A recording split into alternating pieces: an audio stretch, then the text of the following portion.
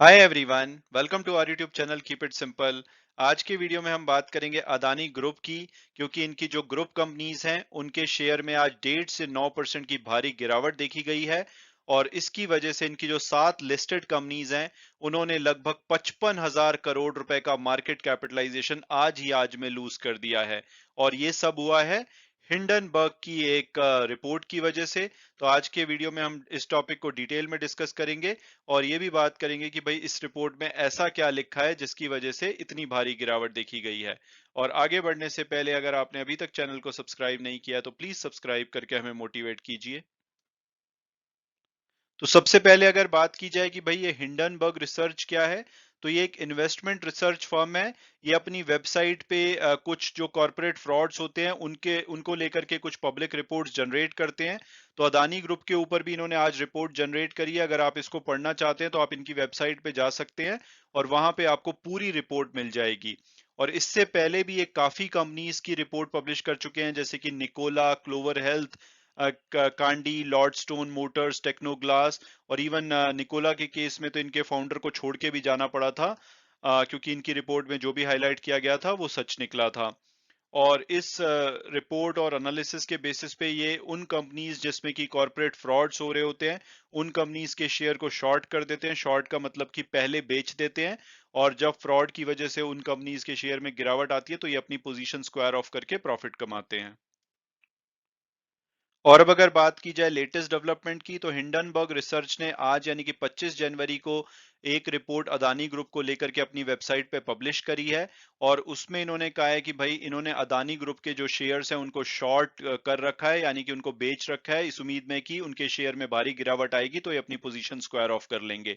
और इस रिपोर्ट में जो भी आरोप लगाए गए हैं उसकी वजह यह है कि इन्होंने एक तो बोला है कि भाई अदानी ग्रुप ने काफी सारी एंटिटीज सेटअप कर रखी हैं ऐसे टैक्स हेवंस कंट्री में, जैसे कि मॉरिशियस, कैरिबियन आइलैंड, यूएई वगैरह में, जहां पे टैक्स बेनिफिट्स वगैरह मिलते हैं। और इन एंटिटीज को वो इम्प्रॉपरली यूज कर रहे हैं, यानी कि यहाँ से वो नकली सेल्स वगैरह दिखा करके अपनी जो कंपनी के रेवेन्यू नंबर हैं वो बढ़ा चढ़ा के दिखा रहे हैं। इसके अलावा इन्होंने कंपनी के जो हाई डेट्स हैं उसको लेकर के भी चिंता जताई है। और इन्होंने ये बोला है कि प्योरली अगर फंडामेंटल बेसिस पे बात की जाए तो अदानी ग्रुप की जो 7 लिस्टेड कंपनीज हैं, अगर हम एसीसी और अंबुजा सीमेंट को हटा भी दें, यानी कि Adani enterprises, Adani port, Adani transmission, Adani Wilmer, green, total और पावर, इसमें लगभग 85% की डाउनसाइड देखी जा सकती है, क्योंकि ये बहुत ज्यादा ओवर वैल्यूड है। हालांकि अदानी ग्रुप ने इसके जवाब में साफ साफ बोला है कि भाई जो भी क्लेम इस रिपोर्ट में किए गए हैं बिल्कुल बेसलेस हैं, और इसके पीछे की मंशा गलत लगती है, क्योंकि इनका एफपीओ जो कि 27 तारीख से पब्लिक के लिए खुलने वाला है, और ये भारत का सबसे बड़ा एफपीओ है जिसमें कि ये 20,000 करोड़ रुपए रेस कर रहे हैं, तो उसकी रेपुटेशन को खराब करने की कोशिश है। तो उन्होंने इनके सभी आरोपों को बेबुनियाद बताया है। और इससे पहले अगर आप अदानी ग्रुप के शेयर्स देखोगे तो 2022 जहां पे मार्केट बहुत ज्यादा टफ माहौल से गुजर रही थी, वहां पे अदानी ग्रुप के शेयर ने अप टू 200% तक की रिटर्न दी है। यानी कि इनके अदानी पावर ने 200% की रिटर्न दी है। इसके अलावा काफी सारे शेयर्स हैं जिन्होंने कि 100% से ज्यादा की रिटर्न दी है। लेकिन आज में इनकी जो 7 कंपनीज हैं, यानी कि एसीसी और अंबुजा सीमेंट को छोड़ भी दिया जाए तो 55,000 करोड़ का मार्केट कैपिटलाइजेशन इनका कम हुआ है। और प्लस एसीसी और अंबुजा सीमेंट में भी 7% से ज्यादा की गिरावट आई है। तो ओवरऑल सबसे कम गिरावट देखी गई है अदानी एंटरप्राइज में, जिनका कि एफपीओ आने वाला है, 1.5% की गिरावट है। और सबसे ज्यादा गिरावट लगभग 9% की अदानी ट्रांसमिशन में देखी गई है।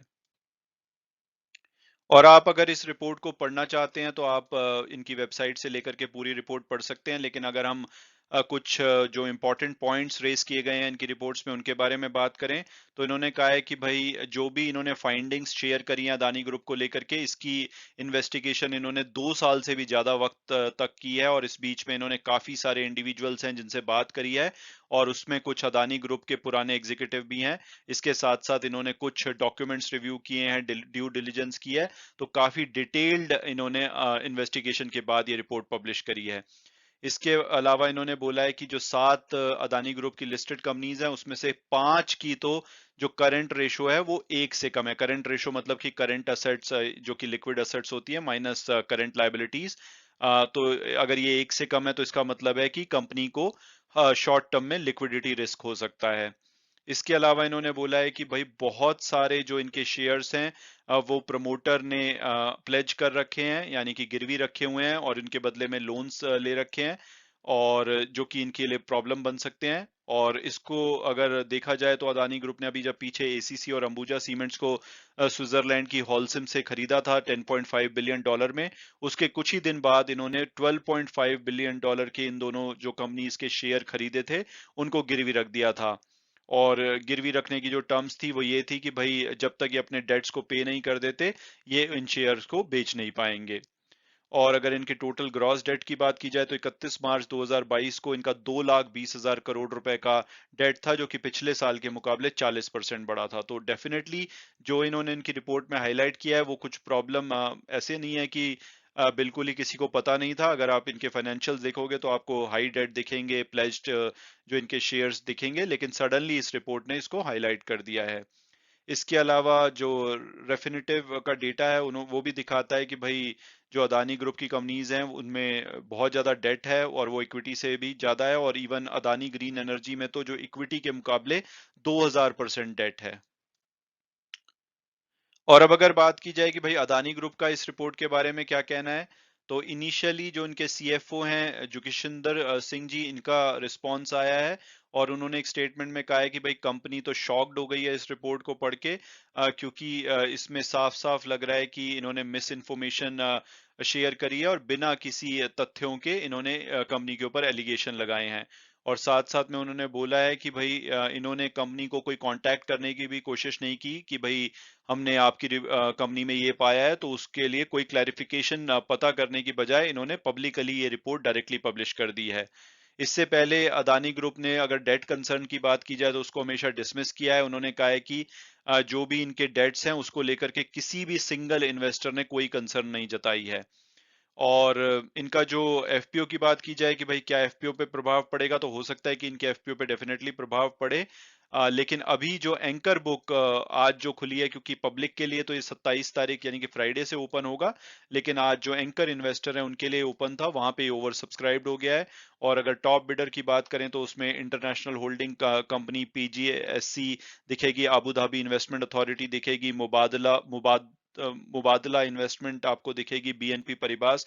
ये कुछ एंकर बुक होल्डर हैं जिन्होंने की इसमें सब्सक्रिप्शन लिया है।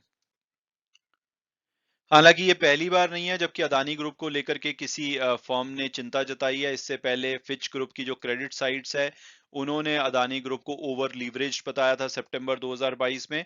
हालांकि बाद में इन्होंने बोला था कि अदानी ग्रुप एग्जीक्यूटिव के साथ इन्होंने कुछ फॉलो अप मीटिंग करी थी अपनी रिपोर्ट को लेकर के, और उसमें इन्होंने बताया था कि इनसे कुछ मिस जजमेंट हुई है रिपोर्ट में।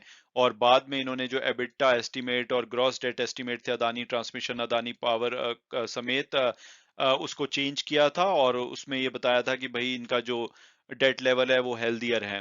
हालांकि इन्होंने थोड़ी बहुत चिंता फिर भी जताई थी कि भाई डेट को लेकर के वो कंसर्न है, लेकिन फिर भी इन्होंने काफी सारी चीजें करेक्ट कर दी थी। इसके अलावा अक्टूबर 2022 में एसएनपी जो ग्लोबल रेटिंग है उन्होंने जो ट्रिपल बी नेगेटिव रेटिंग दी थी उसको विड्रॉ कर लिया था कंपनी की रिक्वेस्ट पे। और हालांकि एसएनपी ने इसके जवाब में ये बोला था कि कंपनी ने कुछ रीस्ट्रक्चरिंग एक्सरसाइजेस करी थी और इस वजह से इन्होंने इस रेटिंग को विड्रॉ किया है।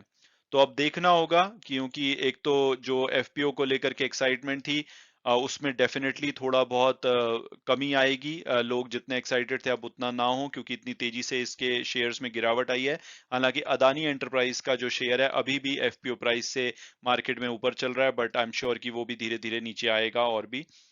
तो अब देखना होगा कि हिंडनबर्ग के ऊपर अदानी ग्रुप क्या प्रभाव डाल सकते हैं। जैसे पहले इन्होंने क्रेडिट साइट और एसएनपी ग्लोबल रेटिंग को कन्विंस करा था, क्या ये हिंडनबर्ग को भी कन्विंस करा पाते हैं, या हिंडनबर्ग उनके ऊपर डबल डाउन अटैक करता है, यानी कि और भी अटैक करता है। तो आने वाले समय में इसको लेकर के अगर कोई और अपडेट आएगी तो मैं उसके ऊपर फर्दर वीडियो बनाऊंगा। Thanks so much for watching the video and God bless you all.